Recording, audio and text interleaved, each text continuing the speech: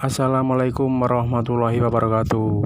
Hari ini kita akan membahas tentang Kerajaan Mojopahit, di mana Kerajaan Mojopahit ini merupakan kerajaan bercorak Hindu-Buddha yang memiliki wilayah terluas sepanjang catatan sejarah kerajaan di Indonesia. Mojopahit dibangun bukan dalam waktu semalam. Berdirinya Mojopahit sangat terkait dengan rentetan panjang sejarah berdiri dan runtuhnya kerajaan-kerajaan yang ada di tanah Jawa, termasuk berdiri dan runtuhnya kerajaan Singosari yang didirikan oleh Ken Arok. Satu kerajaan runtuh, kerajaan baru pun berdiri. Keruntuhan suatu kerajaan menjadi penyebab hadirnya kerajaan yang lain. Biasanya kerajaan lama kalah ditaklukkan oleh daerah yang dulunya berada di bawah kekuasaannya. Lalu daerah yang berhasil menaklukkan kerajaan itu muncul sebagai kerajaan baru. Dan kawasan yang asalnya menjadi kerajaan lama yang telah ditaklukkan merosot statusnya sebagai daerah kabupaten atau daerah bawahan dari kerajaan baru. Seperti itulah pola umumnya. Nah, seperti biasanya Bapak akan membagi menjadi beberapa bagian. Yang pertama kita bahas sejarah kerajaannya, yang kedua letak geografis, ketiga sumber sejarah, keempat kehidupan politiknya, kelima masa akhir kerajaan. Langsung saja yang pertama kita bahas sejarah Kerajaan Mojopahit. Kerajaan Mojopahit merupakan kerajaan yang berdiri sekitar tahun 1293 hingga 1500 Masehi. Kerajaan ini didirikan oleh Raden Wijaya yang merupakan menantu dari Raja Kertanegara yang pada saat itu merupakan Raja Kerajaan Singosari. Sebelum berdirinya Kerajaan Mojopahit, Singosari telah lebih lama berdiri sebagai kerajaan paling kuat di Pulau Jawa pada saat itu. Nah, karena nama besar dari Singosari ini menarik perhatian dari penguasa kerajaan Mongol yang bernama Kubilai Khan. Akhirnya Kubilai Khan mengirim utusan ke Singosari untuk menuntut upeti. Upeti ini merupakan sebuah pajak kerajaan sebagai tanda bahwa kerajaan tersebut tunduk kepada kerajaan yang diberikan upeti. Tetapi Raja Kertanegara menolak untuk membayar upeti dan bahkan mempermalukan utusan tersebut dengan merusak wajahnya. Dan kembalilah utusan Kubilai Khan tersebut ke kerajaan Mongol dengan wajah yang rusak. Sebagai raja yang sangat berkuasa, Kertanegara dikenal sangat otoriter atau memerintah dengan tangan besi. Kertanegara berambisi terus memperluas wilayah kerajaannya dengan mengirimkan pasukannya ke berbagai daerah. Hingga pada suatu hari, pasukan kerajaan Singosari banyak yang dikirim ke daerah Melayu untuk memperluas kerajaan, sehingga membuat keamanan di kerajaan Singosari mengalami kekosongan karena banyak pasukan yang dikirim ke luar daerah. Hal ini dimanfaatkan oleh kerajaan Kediri yang pada saat itu menjadi kerajaan bawahan dari Singosari untuk melakukan pemberontakan. Nah, pemberontakan ini dipimpin oleh Raja Kediri yang bernama Jaya Katwang. Akibat pemberontakan ini, Jaya Katwang berhasil membantai seluruh isi kerajaan termasuk Raja Kertanegara yang berhasil dibunuh oleh Jaya Katwang. Dari serangan ini, Jaya Katwang berhasil menjadi raja baru dengan Kediri sebagai pusat kerajaannya, dan dari sini beralihlah kerajaan Singosari menjadi kerajaan Kediri. Dari serangan kerajaan Kediri tersebut, menantu Kertanegara yang bernama Raden Wijaya berhasil meloloskan diri dari serangan. Ia bersama beberapa pengikutnya melarikan diri ke Kerajaan Madura yang saat itu masih memiliki hubungan baik dengan Kerajaan Singosari. Di sana mereka disambut dengan baik oleh Arya Wiraraja yang saat itu menjadi pemimpin Kerajaan Madura. Hingga nantinya Raden Wijaya dibantu oleh Arya Wiraraja untuk diberikan ampunan oleh Raja Kerajaan Kediri yaitu Jayakatwang. Karena hubungan baik antara Arya Wiraraja dengan Jayakatwang, akhirnya Jayakatwang itu berhasil luluh hatinya dan memberikan ampunan kepada Raden Wijaya. Sehingga Raden Wijaya diberikan izin untuk membuka hutan tarik yang ada di Mojokerto sebagai perkampungan baru, di mana perkampungan baru tersebut nantinya menjadi tempat tinggal Raden Wijaya beserta pengikutnya. Konon katanya ketika membuka hutan tarik ini banyak pohon maja yang rasanya pahit, sehingga nantinya wilayah ini ketika sudah berkembang nantinya diberi nama Mojopahit. Selang beberapa waktu setelah membuat perkampungan baru, Raden Wijaya didatangi oleh ribuan tentara Mongol utusan Kublai Khan untuk membalas dendam akan perlakuan Raja Kertanegara yang dulu merusak wajah utusannya yang beberapa tahun lalu dikirimkan untuk meminta upeti. Sesampainya di daerah Mojokerto, Panglima Mongol meminta Singosari untuk menyatakan tunduk kepada kerajaan Mongol. Akan tetapi Raden Wijaya menjelaskan jika Singosari sudah runtuh karena serangan dari kerajaan Kediri. Nah, dari sini Raden Wijaya melancarkan siasat politiknya. Raden Wijaya mengatakan dia mau tunduk kepada kerajaan Mongol asalkan tentara Mongol mau membantu Raden Wijaya untuk mengalahkan kerajaan Kediri. Dan tawaran itu diterima oleh Panglima Kerajaan Mongol. Akhirnya pada 20 Maret 1293 pasukan gabungan antara pengikut Raden Wijaya dan tentara Mongol secara serentak menggempur kerajaan Kediri. Akibatnya Kediri runtuh dan Jayakatwang tewas. Setelah berhasil mengalahkan Kediri, tentara Mongol berpesta dengan meminum minuman keras. Keadaan ini dimanfaatkan Raden Wijaya untuk menggempur tentara Mongol yang sedang berpesta dan terlelap dengan minuman kerasnya. Akibatnya sekitar 3.000 tentara Mongol tewas dan beberapa dari mereka melarikan diri ke negaranya. Setelah berhasil mengalahkan kerajaan Kediri dan membantai tentara Mongol, Raden Wijaya dinobatkan menjadi Raja Mojopahit pada tahun 1293. Nah, dari sini berdirilah sebuah kerajaan yang bernama Kerajaan Mojopahit. Yang kedua adalah letak geografisnya. Lokasi Kerajaan Mojopahit terletak di Jawa Timur dengan pusat pemerintahannya di Trowulan, Mojokerto. Letak geografis Kerajaan Mojopahit di Trowulan sangatlah strategis. Daerah tersebut dapat diakses jalan darat maupun air karena letak kerajaan yang dekat dengan Sungai Brantas. Pada masa pemerintahan Hayam Wuruk, luas wilayah Kerajaan Mojopahit nantinya meliputi wilayah Nusantara pada saat ini bahkan sampai ke daerah Singapura, Malaysia, Brunei dan beberapa negara yang lain. Selanjutnya adalah sumber sejarah yang bisa kita pelajari untuk mengetahui tentang Kerajaan Mojopahit.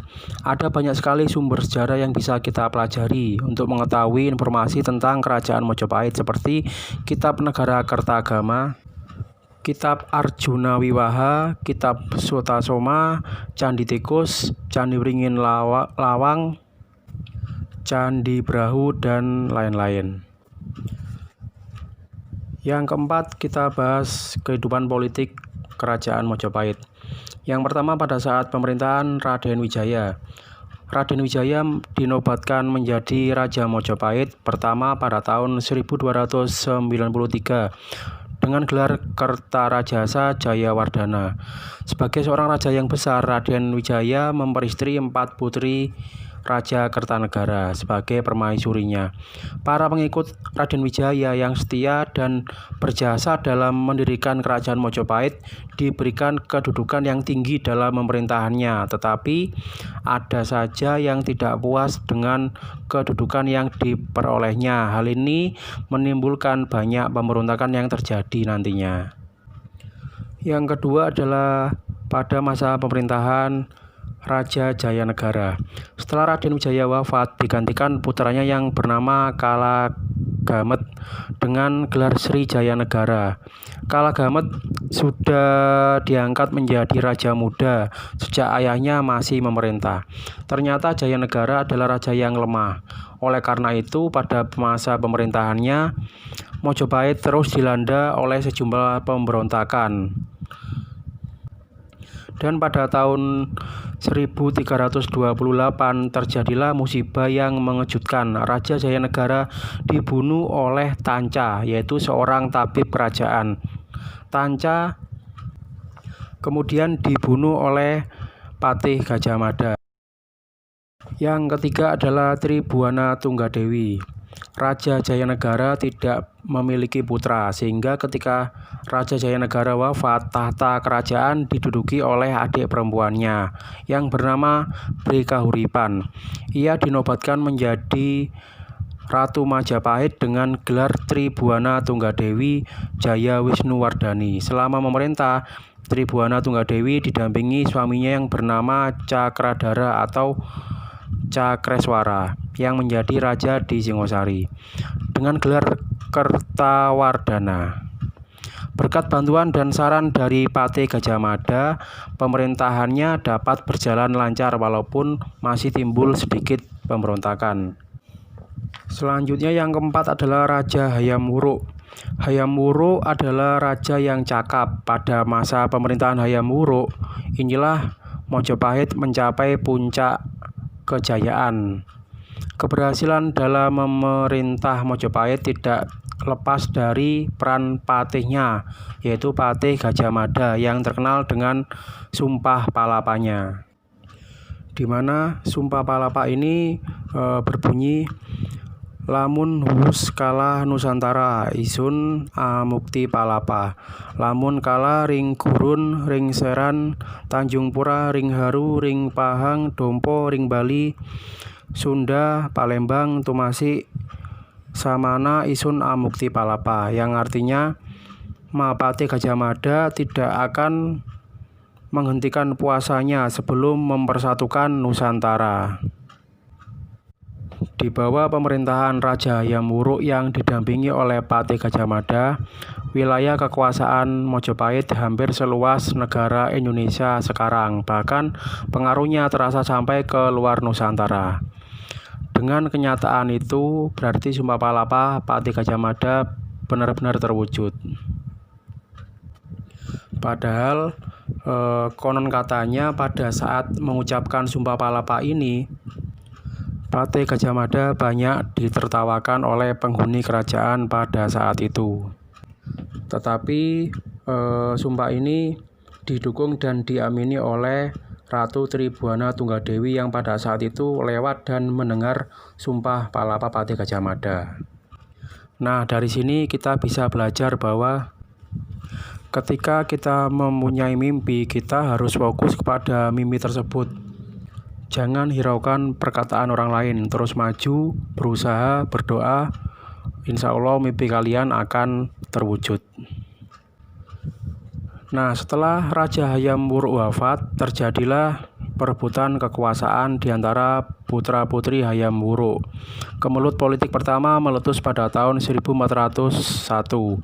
Seorang raja daerah dari bagian timur, yaitu Brewirabumi, memberontak terhadap Raja Wikramawardhana. Raja Wikramawardhana adalah suami Kusumawardhani yang berhak mewarisi tahta kerajaan karena ayahnya adalah Hayam Wuruk. Sedangkan Brewirabumi adalah putra Hayam Wuruk dari selirnya. Dalam kitab Praraton, pertikaian antar keluarga itu disebut sebagai Perang Paregreg. Dari perang ini pasukan Briwirabumi dapat dikalahkan dan ia mati terbunuh oleh Raden Gajah. Perang Paregreg ini banyak melemahkan kendali Mojopahit atas daerah-daerah kekuasaannya, terutama daerah teritorinya yang berada di luar Jawa. Meskipun setelah Perang Paregreg ini juga banyak terjadi perang-perang saudara yang lainnya, tetapi Perang Paregreg ini memiliki dampak signifikan terhadap mundurnya atau melemahnya kerajaan Mojopahit. Bersamaan dengan melemahnya kendali Mojopahit, kedatangan Islam juga semakin membuat kerajaan Mojopahit menjadi lemah. Hal tersebut ditandai oleh kedatangan Laksamana Chenghu, seorang jenderal Muslim dari Tiongkok yang membentuk komunitas Tiongkok dan Arab di beberapa kota pelabuhan pantai utara Jawa seperti Semarang, Demak, Tuban, dan Ampel. Selain itu, Mojopahit juga semakin tertekan akibat kebangkitan Kesultanan Malaka yang pada pertengahan abad ke-15 mulai menguasai Selat Malaka dan tak henti memperluas kekuasaannya ke Pulau Jawa. Selain itu, Kesultanan Demak juga tumbuh dan semakin berkembang di tanah Jawa. Keruntuhan Majapahit juga tidak lepas dari Kesultanan Demak. Hal ini dikarenakan adanya intervensi Demak yang melakukan Islamisasi ke seluruh Pulau Jawa, yang mana nantinya Kesultanan Demak ini berhasil mengislamkan Mojopahit dan mengambil alih kekuasaan Mojopahit, sehingga membuat kerajaan Mojopahit tergantikan oleh Kesultanan Demak. Perlu kita ketahui bersama, Raja Kesultanan Demak yang memerintah pada saat itu adalah Raden Patah, di mana Raden Patah ini merupakan keturunan dari Raja Brawijaya V yang merupakan raja terakhir kerajaan Mojopahit. Jadi, dikisahkan dalam sebuah buku yang berjudul Di Balik Runtuhnya Mojopahit dan Berdirinya Kerajaan-Kerajaan Islam di Jawa, bahwa Raja Brawijaya V ini sebelumnya merupakan raja yang beragama Hindu, sedangkan anaknya Raden Patah adalah raja dari Kesultanan Demak yang beragama Islam. Nah, di sini Raja Brawijaya V berhasil diislamkan oleh wali yang bernama Sunan Kalijaga. Setelah Raja Brawijaya V ini menjadi mualaf, Raja Brawijaya V ini menyerahkan tahta kerajaan kepada Raden Patah, sehingga Majapahit di sini diambil alih dan diteruskan oleh kerajaan Islam yang bernama Kerajaan Demak. Dari sini berakhirlah masa kerajaan Mojopahit dan dimulailah masa kerajaan Islam yang bernama Kerajaan Demak. Baik, mungkin sampai di sini dulu. Jika ada yang ingin ditanyakan, silakan ditanyakan dan kita bahas lebih lanjut di grup kelas. Sekian Bapak akhiri. Wassalamualaikum warahmatullahi wabarakatuh.